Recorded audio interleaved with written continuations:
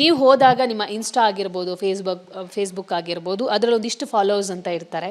ಬಂದ ಮೇಲೆ ಚೆಕ್ ಮಾಡಿರ್ತೀರಾ ಎಷ್ಟು ಜಾಸ್ತಿ ಆಗಿದ್ದಾರೆ ಅಂತ? ನಂದು ಹೋಗ್ಬೇಕಾದ್ರೆ 110K ಇತ್ತು, ಇವಾಗ 127 ಏನೋ ಆಗಿದೆ ಅನಿಸುತ್ತೆ. ಸೊ ಐ ಗೆಸ್ 3 ವಾರದಲ್ಲಿ ಜಾಸ್ತಿನೇ ಆಗಿದೆ ಇದು. ಆ್ಯಂಡ್ ರೀಲ್ಸ್ ಎಲ್ಲ ಸ್ವಲ್ಪ ಮಿಲಿಯನ್ಸ್ಗೆ ಹೋಗಿದೆ. ಸೊ ಥ್ಯಾಂಕ್ ಯು ನನ್ನ ಇನ್ಸ್ಟಾಗ್ರಾಮ್ ಹ್ಯಾಂಡಲ್ ಮಾಡಿದವ್ರಿಗೆ, thank you so much. So ನಿಮ್ಮ ಪ್ರಕಾರ ಫೈನಲ್ ತನಕ ಯಾರು ಬರ್ತಾರೆ? ಒಂದು 3 ಜನರ ಹೆಸರು ಹೇಳಿ. ಫೈನಲ್ ಆ ಕಪ್ಪನ್ನು ಹಿಡ್ಕೊಳ್ಳುವಂಥ ಕಂಟೆಸ್ಟೆಂಟ್ ಯಾರು ಇರಬಹುದು ನಿಮ್ಮ ಪ್ರಕಾರ?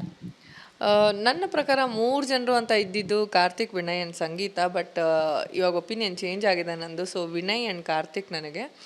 ಸೊ ಅವರಿಬ್ಬರಲ್ಲಿ ನನಗೆ ವಿನ್ ಆಗಲೇಬೇಕು ಅಂತಿರೋದು ಡೆಫಿನೆಟ್ಲಿ ವಿನಯ್ ಅವರು. ಬಟ್ ಯಾರು ಆಗ್ತಾರೆ ಅಂತ ಅಂದಾಗ ಕಾರ್ತಿಕ್ಕು ಅಂತ ಅನಿಸುತ್ತೆ ನನಗೆ. ಸೊ ವಿನಯ್ ಅವರ ಬಗ್ಗೆ, ಅವರ ಟಾಸ್ಕ್ ಬಗ್ಗೆ ಅಥವಾ ಅವರು ಹೇಳ್ತಾ ಇರುವ ಪದಗಳ ಬಗ್ಗೆ ಹೊರಗಡೆ ತುಂಬ ಟ್ರೋಲ್ ಆಗ್ತಾ ಇದೆ. ಸೊ ಒಂದಿಷ್ಟು ಜನ ಅವ್ರ ಬಗ್ಗೆ ಅಪೋಸಿಟಾಗಿ ಕೂಡ ಮಾತಾಡ್ತಿದ್ದಾರೆ. ನೀವು ವಿನಯ್ ಅವರ ವೈಫನ್ನು ಮೀಟ್ ಆಗಿದ್ರಾ? ಸೊ ಅವರ ಕುಟುಂಬದವ್ರ ಜೊತೆ ಏನಾದರೂ ಮಾತುಕತೆ ಮಾಡಿದ್ರಾ, ಹೇಗೆ? ಮೀಟ್ ಆಗಿಲ್ಲ, ಬಟ್ ಕಾಲ್ ಮಾಡಿ ಕಾಂಟ್ಯಾಕ್ಟಲ್ಲಿದ್ದೆ ನಾನು.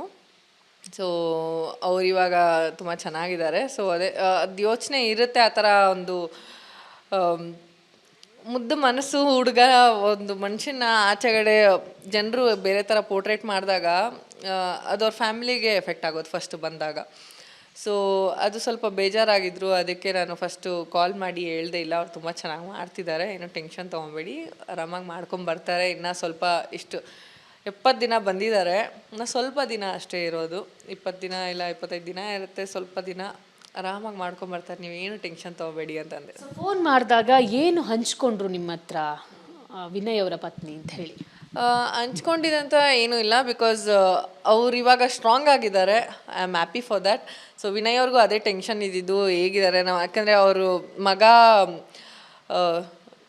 ಬಿಗ್ ಬಾಸ್ ಮನೆಗೆ ಬರ್ಬೇಕಾದ್ರೆ ಅವ್ರ ಮಗಗೆ ಹುಷಾರಿರಲಿಲ್ಲ ಅಂತ ಹೇಳಿದ್ರು. ಆ್ಯಂಡ್ ತುಂಬ ಮಿಸ್ ಮಾಡ್ಕೊತಾ ಇದ್ರು ಅವರು. ಯಾವುದೇ ಸಿಚುವೇಶನಲ್ಲೂ ಒಂದು ಸಾಂಗ್ ಆಡ್ಬೇಕಾದ್ರೂ ನಾನು ಅಕ್ಷು ಜೊತೆ ಈ ಸಾಂಗ್ ಆಡ್ತಿದ್ದೆ, ಅಕ್ಷುನ ತುಂಬ ಮಿಸ್ ಮಾಡ್ಕೊತಾ ಇದ್ದೀನಿ, ಯಾವಾಗಲೂ ಹೇಳ್ತಿರೋರು ಇದನ್ನು. ಆ್ಯಂಡ್ ನನ್ನ ನೋಡಿದಾಗ, ನನ್ನ ಡ್ರೆಸ್ಸಿಂಗ್ ಸೆನ್ಸನ್ನು ನೋಡಿದಾಗ ಅಕ್ಷು ಥರನೇ ಕಾಣಿಸ್ತೀರಾ ನೀವು, ಹಂಗೆ ಹಿಂಗೆ ಅಂತ ತುಂಬ ಹೇಳ್ತಿರೋರು. ಸೊ ಎಲ್ಲ ಅದನ್ನೆಲ್ಲ ಹೇಳ್ದೆ ಇವರಿಗೆ, ಈ ಥರ ಅಂತ ತುಂಬ ಖುಷಿಪಟ್ಟರು. ಅವರು ಅದನ್ನೇ ಹೇಳಿದ್ದು, ನೀವು ಇರಬೇಕಿತ್ತು, ಇನ್ನು ಸ್ವಲ್ಪ ದಿನ ಚೆನ್ನಾಗಿ ಆಡಿದ್ರಿ ಅಂತೆಲ್ಲ ಹೇಳಿದ್ರು.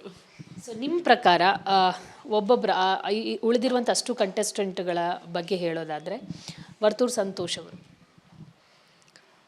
ಸಂತೋಷ್ ಅವರು ಮಾತಾಡ್ಬೇಕಾರೆಲ್ಲ ತುಂಬ ಚೆನ್ನಾಗಿ ಮಾತಾಡ್ತಾರೆ. ಬಟ್ ಐ ಗೆಸ್ ಅವರು ಸ್ವಲ್ಪ ಇನ್ಫ್ಲೂಯೆನ್ಸ್ ಆಗಿ ಮಾತಾಡ್ತಾರೆ ಅಂತ ಅನ್ನಿಸ್ತು ನನಗೆ. ತುಕಾಲಿ ಅವರು ಅವ್ರ ಜೊತೆ ಯಾರು ಹೇಗಿರ್ತಾರೆ ಅವ್ರು ಆಗಿರ್ತಾರೆ. ಅವ್ರನ್ನ ಯಾರಾದರೂ ನಾಮಿನೇಟ್ ಮಾಡಿದ್ರೆ ಅವ್ರನ್ನೇ ನಾಮಿನೇಟ್ ಮಾಡ್ತಾರೆ, ಆ ಥರ ಅವರು. ಮೈಕಲ್ ಸಾರ್ಟೆಡ್ ಮನುಷ್ಯ.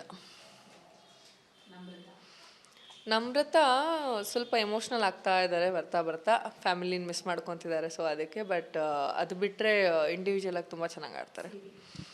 ಸಿರಿ ಮ್ಯಾಮ್ ನ್ಯೂಟ್ರಲ್ ಆಗಿ ಆಡ್ಕೊಂಡು ಬರ್ತಾ ಇದ್ದಾರೆ, ಅದು ಅವ್ರಿಗೆ ಸ್ವಲ್ಪ ಮುಳ್ಳು ಅಂತ ಅನಿಸುತ್ತೆ. ಸಂಗೀತ ಇವಾಗ ತುಂಬ ವೀಕ್ ಆಗ್ತಿದ್ದಾರೆ.